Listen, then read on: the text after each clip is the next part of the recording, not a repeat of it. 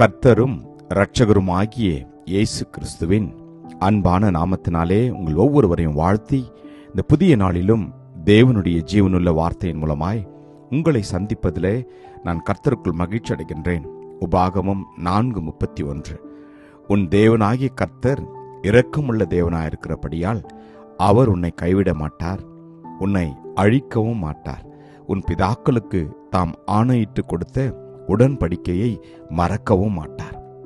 Deuteronomy 4:31. For the Lord your God is a merciful God. He will not forsake you, nor destroy you, nor forget the covenant of your fathers which he swore to them. Amen. கர்த்தருடைய நாமம் மகிமைப்படுவதாக. கர்த்தர் இரக்கத்தில் ஐஸ்வர்யம் உள்ளவர் என்று வேதம் சொல்கின்றது.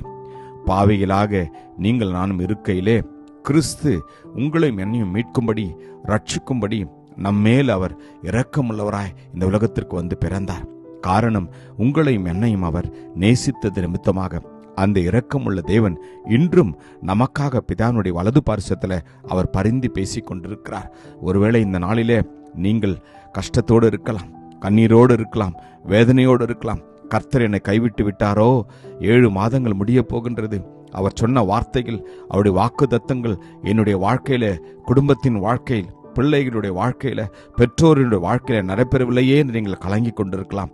ஆனால் இந்த நாளிலே ஆவியானவர் நம்மை பார்த்து சொல்கிறார், நான் இரக்கமுள்ள தேவனாயிருக்கிறேன், நான் உங்களை கைவிடுவதில்லை, நான் உங்களை விட்டு விலகுவதும் இல்லை என்று கர்த்தர் சொல்கிறார். ஆம், அவருடைய இரக்கங்களுக்கு முடிவே இல்லை என்று வேதம் சொல்கிறது. எனக்கு பிரியமான தேவஜனமே, இந்த நாளிலே அவரை ஆராதிக்க, அவருடைய நாமத்தை மகிமைப்படுத்த வருகிற ஒவ்வொருவரையும் அவர் நிச்சயமாய் ஆசீர்வதிப்பார். வேதம் சொல்கின்றது, நாம் நிர்மூலமாகாதிருக்கிறது கர்த்தருடைய கிருபையே, அவருடைய இரக்கங்களுக்கு முடிவே இல்லை, அவைகள் ஒவ்வொரு காலையிலும் நம்முடைய வாழ்க்கையில புதிதாக இருக்கிறதாம். ஆமேன். அவருடைய இரக்கங்களுக்கு முடிவில்லையாம். எனவே நீங்களும் நானும் கலங்க வேண்டாம், பயப்பட வேண்டாம். அவர் நிச்சயமாய் இறங்குவார், அவர் ஒரு அற்புதத்தை செய்வார். அவருடைய இரக்கங்கள் பெரியது என்று வேதம் சொல்கிறது. ஆம், அவருடைய இரக்கங்கள் மிகுதியாக இருக்கின்றது. எனவே இந்த நாளிலே கர்த்தருடைய சமூகத்தில் நம்முடைய இருதயத்தை நாம் ஊற்றி விடுவோம். கர்த்தர் நிச்சயமா நமக்கு இரக்கம் பாராட்டுவார். அவர் நம் மீது இரக்கம் பாராட்டின பிறகு நாம் எப்படி இருக்க வேண்டும்? நீங்களும் நானும் இரக்கமுள்ளவர்களாய் இருக்க வேண்டுமா? ஆம், இரக்கமுள்ளவர்கள் பாக்கியவான்கள் என்று வேதம் சொல்கிறது. உங்கள் பிதா இரக்கமுள்ளவராய் இருக்கிறது போல நீங்களும் இரக்கமுள்ளவர்களாய் இருங்கள் என்று வேதம் சொல்கிறது.